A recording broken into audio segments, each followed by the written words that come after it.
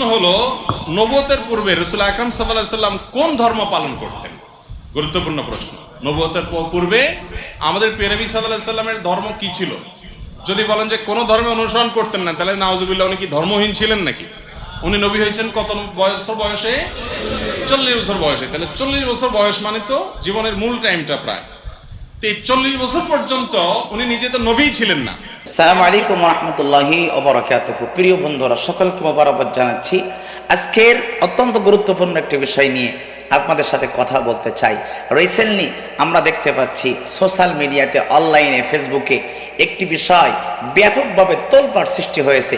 সেটি হলো আল্লাহর প্রিয় হাবিব হুজুর আকরাম সাল্লাল্লাহু তাআলা আলাইহি ওয়াসাল্লাম তিনি কি 40 বছর বয়সে নবুয়ত পেয়েছেন, না 40 বছর আগে থেকে নবুয়ত পেয়েছেন?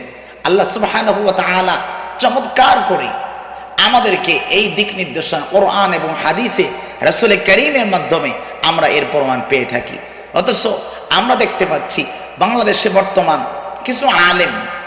কিছু আলেম আমরা দেখতে পাচ্ছি যারা রাসূল করিম সাল্লাল্লাহু তাআলা আলাইহি ওয়াসাল্লামের নবুয়তকে 40 বছর বয়স পর্যন্ত নিয়ে গেছেন।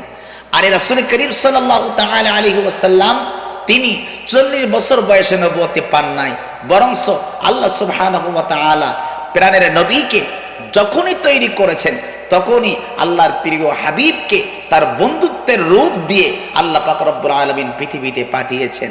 আপনারা যে হাদিসটি এখন স্ক্রিনে আমি দেখাচ্ছি, এই হাদিসটি আপনারা ভালো করে দেখেন। তিরমিজি শরীফের হাদিস। হযরতে আদম সফিউল্লাহ আলাইহিস সালাতু ওয়াস সালাম, তাকেও আল্লাহ পাক রব্বুল আলামিন যখন তৈরি করেন নাই, তারও আগে আল্লাহ পাক প্রাণের হাবিব হুজুর আকরাম সাল্লাল্লাহু তাআলা আলাইহি ওয়াসাল্লামকে তৈরি করেছেন। প্রাণের নবী হুজুর আকরাম সাল্লাল্লাহু তাআলা আলাইহি ওয়াসাল্লাম যখনই আল্লাহ পাক তাকে পাঠিয়েছেন, আল্লাহ পাক তাকে নবী হিসাবে পাঠিয়েছেন, রাসূল হিসাবে পাঠিয়েছেন, বিশ্বের সর্বশ্রেষ্ঠ বন্ধু হিসাবে পাঠিয়েছেন। রাসূল করিম সাল্লাল্লাহু তাআলা আলাইহি ওয়াসাল্লামের নবুয়তের 40 বছর যে সময়টা আমরা বলে থাকি, তার আগে আল্লাহর প্রাণের নবীজির অসংখ্য অগণিত ঘটনা সমৃদ্ধ রয়েছে, যেটি আমাদের অনুকরণীয়, অনুসরণীয়, যেটি আমাদের প্রত্যেক উম্মতের জন্য মাননীয়, যেটি আমরা মানতে পারি।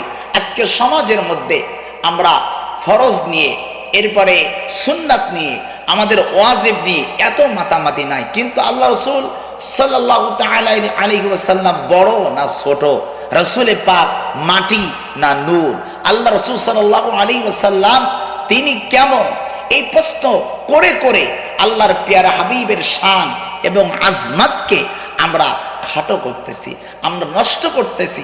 আজকের যারা এই কথা বলতেছেন তাদের কাছে নির্ভরযোগ্য কোনো প্রমাণ নাই, তাদের কাছে নির্ভরযোগ্য কোনো সূত্র নাই যে রাসূল করিম সাল্লাল্লাহু তাআলা আলাইহি ওয়াসাল্লাম তিনি 40 বছর বয়সে নবুয়ত পেয়েছেন। তার আগে তিনি রাসূলই ছিলেন না, তার আগে তিনি নবীও ছিলেন না। আমরা সম্প্রতি শেখ আহমদুল্লাহ, যিনি বাংলাদেশের একজন, গোটা বাংলাদেশের একটা পরিচিত মুখ, যার আলোচনা মানুষ শোনেন, তার একটি বক্তব্য আপনারা রিসেন্টলি ভাইরাল হয়েছে, আপনারা দেখেছেন। তিনি তার বক্তব্যের মধ্যে তিনি 40 বছর বয়সের নবুয়তের কথা তিনি বলেছেন। কিন্তু তিরমিজি শরীফের এই যে হাদিসটা আমি আপনাদেরকে দেখাইলাম, এই হাদিস তাহলে কি মিথ্যা? তিরমিজির এই হাদিস কি তাহলে মিথ্যা? যদি এই হাদিস যদি মিথ্যা না হয়, তাহলে আল্লাহর নবী 40 বছর বয়সে নবুয়ত পেয়েছেন, এই কথা কেমনে সত্য হয়? এই কথা কেমনে আমরা মানতে পারি? সুতরাং রাসূল করিম সাল্লাল্লাহু তাআলা আলাইহি ওয়াসাল্লাম, আমরা রাসূল পাকের শানে আমরা একটা গজল শুনি, আদম যখন মাটি পানি, মর নবী খোদার রাসূল, তাহার উপরে পড়েন দরুদ সাল্লি আলা মুহাম্মদ। আজকের এই গজলটা আমরা পড়েছি, আমরা শুনেছি যে আদম সফিউল্লাহ যখন মাটি এবং পানি ছিলেন, আমার রাসূল তখন নবী ছিলেন, আমার রাসূল তখন পয়গম্বর ছিলেন। আর পয়গম্বরের আনুষ্ঠানিকতা সেটি শুরু হয়েছে 40 বছর বয়সে। তার অর্থ এই নয় যেমন বাজেট পাস হয় একদিনে, আর ওই বাজেটের কাজ শুরু হয় ওই দিনে নয়, আরো অনেক পরে। নবীকে নবুয়ত আল্লাহ পাক ওই সময় দিয়েছেন যখন তিনি আল্লাহ পাক রব্বুল আলামিনকে, আল্লাহ পাক রব্বুল আলামিন নবীকে নবী হিসাবে প্রেরণ করেছেন, তখনই আল্লাহ পাক তাকে নবী হিসাবে পৃথিবীর জমিনে রাহমাতাল লিল আলামিন, কোরআনে আল্লাহ পাক যেখানে নিজেই বলছেন ওয়ামা আরসালনাকা ইল্লা রাহমাতাল লিল আলামিন, হায় হাবিব আমি আপনাকে গোটা পৃথিবীর জন্য রহমত হিসাবে পাঠিয়েছি।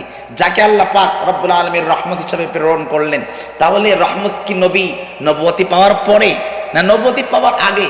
নবুয়তি পাওয়ার আগেও নবী আমার রহমত, নবুয়তি পাওয়ার পরেও আমার নবী রহমত। সুতরাং আল্লাহ রাসূল সাল্লাল্লাহু তাআলা আলাইহি ওয়াসাল্লাম সম্পর্কে আমরা কোনো কমেন্টস, কোনো কথা বলার আগে আমরা 100 বার আমাদের ভেবে দেখা উচিত। আমরা কোনো ব্যক্তির অন্ধভক্ত নয়, আমরা কোনো আলেমের অন্ধভক্ত নয়, আমরা আল্লাহকে ভালোবাসি, রসুলকে ভালোবাসি, আমরা আলেমকে ভালোবাসি, আমরা পীরকে ভালোবাসি আল্লাহ রসুলকে পাওয়ার জন্য, আল্লাহকে পাওয়ার জন্য। কোনো ব্যক্তির প্রতি অন্ধভক্ত হয়ে আমরা কোনো সিদ্ধান্তে উপনীত হতে পারি না, কারণ আমাদের জন্য কোরআন এবং সুন্নাহর মানদণ্ড রয়েছে। এই মানদণ্ড অনুযায়ী আমাদেরকে চলতে হবে। আল্লাহ সুবহানাহু ওয়া তাআলা যেন আমাদের সকলকে কবুল করুক। আমরা দেখেছি রিসেন্টলি এইটা তোলপাড় চলতেছে, আল্লাহ পাক যেন আমাদের এখান থেকে বেরিয়ে এসে আমরা যেন রাসূল পাকের মহব্বত এবং ভালোবাসা নিয়ে আমরা বাকি জীবনটা কাটাতে পারি। সকলে ভালো থাকবেন, সুস্থ থাকবেন। আসসালামু আলাইকুম ওয়া রাহমাতুল্লাহি ওয়া বারাকাতুহু।